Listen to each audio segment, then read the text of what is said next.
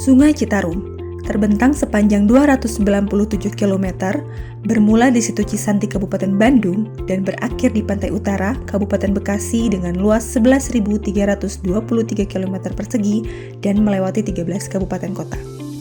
Sungai Citarum berperan sebagai sumber irigasi, sumber air minum, dan sumber pembangkit listrik tenaga air. Ironinya, pada tahun 2013, Sungai Citarum mendapat predikat sebagai sungai terkotor di dunia oleh World Bank. Berdasarkan hasil perhitungan Bappenas, kerusakan ini mengakibatkan penurunan PDB Indonesia sebesar 2,3% yang setara dengan 57 triliun rupiah.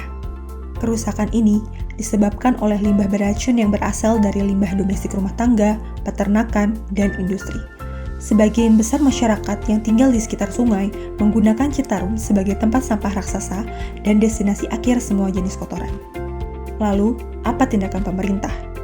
Pada tahun 2018, Presiden Indonesia menetapkan tim Satgas Das Citarum melalui Peraturan Presiden Nomor 15 tentang percepatan pengendalian pencemaran dan kerusakan daerah aliran Sungai Citarum yang berlaku sejak tahun 2019 sampai tahun 2025. Tim Das Citarum terdiri dari pengarah yang diketuai oleh Menteri Koordinator Bidang Kemaritiman dan Investasi serta tim Satgas yang diketuai oleh Gubernur Jawa Barat. Dalam rangka pelaksanaan Perpres, tim Satgas PPK Das Citarum menyusun rencana aksi tahun 2019 sampai tahun 2025 yang berisi 13 program dengan indikasi kebutuhan anggaran sebesar 16 triliun yang berasal dari 6 sumber pendanaan. Namun, akibat pandemi COVID-19, dilakukan realokasi dan refocusing anggaran penanganan Sungai Citarum. Ditambah lagi, dengan adanya temuan hasil audit BPK, pada tahun 2021 dilakukan revisi rencana aksi program PPK Das Citarum. Revisi ini terdiri atas perubahan jumlah program menjadi 12 program dengan total indikasi kebutuhan anggaran meningkat menjadi 34 triliun rupiah. Selain itu, terjadi perubahan jumlah sumber pendanaan menjadi 7 sumber. Meskipun ada perubahan pada rencana aksi, hal tersebut tidak mengubah ultimate goal program perbaikan Sungai Citarum, yaitu mencapai mutu air kelas 2 yang setara dengan nilai Indeks Kualitas Air atau IKA sebesar 60 poin pada tahun 2025. Berdasarkan Poster Rencana Anggaran Program tahun 2021 sampai 2025, proporsi anggaran terbesar digunakan untuk pengelolaan sampah sebesar 42% atau setara dengan 14 triliun. Sedangkan proporsi anggaran terkecil dialokasikan untuk program riset dan pengembangan sebesar 0,013% atau setara dengan 4 miliar. Program pengelolaan sampah ini terdiri dari 5 kegiatan utama, dengan alokasi kebutuhan anggaran terbesar terdapat pada kegiatan penanganan sampah dengan target outcome jumlah sampah yang terkelola sebesar 6.636,06 ton per hari pada tahun 2025. Sumber pendanaan terbesar berasal dari APBD Kabupaten Kota sebesar 38,9% atau setara 5,69 triliun. Alokasi anggaran yang diprioritaskan untuk program pengelolaan sampah ini sesuai dengan isu utama lingkungan hidup di Sungai Citarum, yaitu pengelolaan sampah yang belum optimal.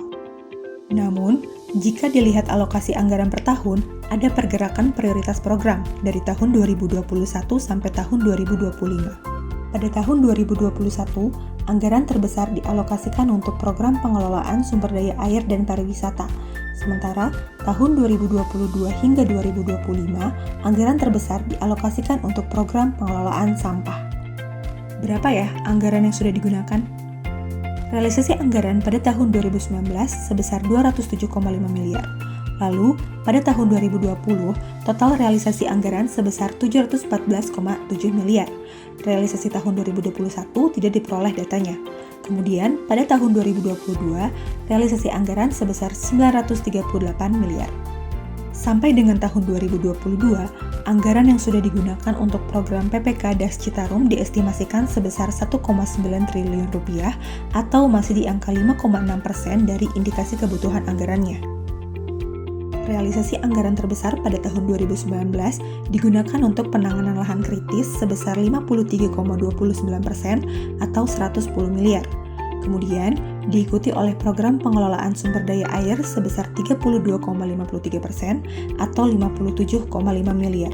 Sedangkan pada tahun 2020, anggaran diprioritaskan untuk membiayai program pengelolaan sumber daya air sebesar 76,14% atau 544 miliar, diikuti program pengelolaan sampah sebesar 14,66% atau 104,8 miliar. Pada tahun 2022, prioritas penggunaan anggaran beralih pada program pengelolaan sampah sebesar 48,5% atau 455 miliar. Penggunaan anggaran terbesar ditujukan untuk subprogram penanganan sampah, khususnya pemilahan dan pengumpulan sampah. Anggaran tersebut digunakan untuk membangun 31 unit TPS 3R dan 8 unit TPST dengan total pengelolaan sampah sebesar 3.041 ton atau 77,4% dari target sebesar 3.929 ton. Sampai dengan tahun 2022, predikat Sungai Citarum yang sebelumnya berstatus cemar berat telah menurun menjadi cemar ringan dengan nilai IK 51,01 poin. Capaian ini sedikit mengalami kenaikan dari tahun 2021, namun mengalami penurunan dari tahun 2020. Capaian 2022 juga belum mencapai target, yaitu 57 poin. Tim Das Citarum masih harus mengejar 9 poin lagi untuk mencapai nilai IK 60 poin pada tahun 2025 agar memperoleh status mutu air kelas 2. Menurut pandangan beberapa ahli, sekalipun kualitas air Sungai Citarum sudah mengalami kenaikan yang signifikan, ada kekhawatiran kondisi ini akan terus bertahan pada predikat cemar ringan. Ketua Pelaksana Harian Sekretariat Satgas PPK Das Citarum mengungkapkan, kontribusi limbah domestik masih cukup tinggi dengan persentase pencemaran 60%. Jika dilakukan perhitungan, maka sekitar 1,9 juta jiwa masih membuang sebanyak 749 ton tinja per hari ke Sungai Citarum, dengan penyumbang terbesar dari Kota Bandung. Penyebab utamanya adalah kesulitan mengubah pola pikir dan perilaku masyarakat. Mengingat program ini akan berakhir di tahun 2025, Gubernur Jawa Barat menyampaikan kekhawatiran yang lain pada rapat koordinasi Das Citarum di Gedung Sate, tanggal 29 Agustus 2023. Keterbatasan anggaran dikhawatirkan akan membuat Citarum sulit mempertahankan kondisi saat ini, bahkan bisa jadi kembali seperti semula. Untuk itu, beliau berharap program ini dapat dilanjutkan sampai dengan tahun 2030 dan dibutuhkan partisipasi seluruh masyarakat supaya program ini berjalan dengan sukses.